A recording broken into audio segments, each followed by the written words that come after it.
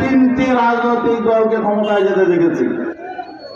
বাংলাদেশ আওয়ামী লীগ, বাংলাদেশ জাতীয়তাবাদী দল বিএনপি এবং আরেকটি হলো জাতীয় পার্টি। এই তিনটি দল বিগত দিনে রাষ্ট্র ক্ষমতায় ছিল। এই তিনটি দল দেশ কেমন চালায়, তাদের শাসন কেমন, তাদের রাজনীতি কেমন, তাদের অর্থনীতি কেমন, তাদের নেতাকর্মীরা কেমন, এটা নতুন করে আর বলার কিছু নাই।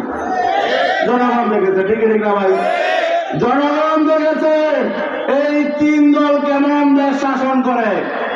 এই তিন দলের রাজনীতি দেখেছি আমরা, তাদের অর্থনীতি দেখেছি, তাদের নেতা কর্মীদের আচরণ দেখেছি। এই তিন দলের আগামী নির্বাচনে নতুন করে বলার কিছু নাই। মানুষ পরিবর্তন চায়। অতীতে এমন যদি হতো যে অতীতে যারা রাষ্ট্র চালিয়েছে তাদের মধ্যে পরিবর্তন হয়ে গেছে, তাহলে বুঝতাম যে না, ঠিক আছে, মানুষ তাদেরকে গ্রহণ করুক। কিন্তু আমরা যা দেখছি পরিবর্তন তো হয় নাই। অতীতে যারা রাষ্ট্র ক্ষমতায় ছিল তাদের কেউ কি, তাদের চরিত্রে কি কোনো পরিবর্তন হয়েছে? তারা কি অতীত থেকে শিক্ষা গ্রহণ করেছে? না।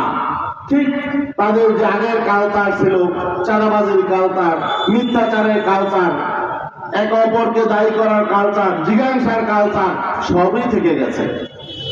আমরা এই রাজনীতি চাই না। বাংলাদেশের মানুষ, বাংলাদেশের ছাত্র সমাজ যারা এই জুলাই বিপ্লব সংগঠিত করেছে, তারা অতীতে সে রাজনীতি চায় না। আমরা গঠনমূলক রাজনীতি চাই, আমরা মানুষের কল্যাণের রাজনীতি চাই, মানুষের মুক্তির রাজনীতি চাই, আমরা সাম্যের রাজনীতি চাই। আর সেটা প্রমাণিত হয়েছে বাংলাদেশের একমাত্র দেশপ্রেমিক, মানুষের কল্যাণের রাজনীতি করে হলো বাংলাদেশের ইসলামী সংগঠনগুলো।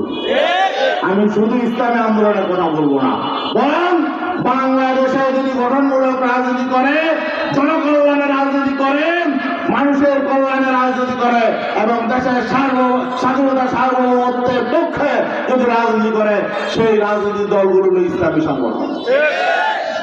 এই জন্য এখন মানুষ সামনে ইসলামী সংগঠনগুলোকে ক্ষমতায় দেখতে চায়। মানুষের মধ্যে আওয়াজ উঠেছে, কারণ পরিবর্তন করে এই পুরাতন শক্তিকে আর কেউ ক্ষমতায় আনতে চায় না।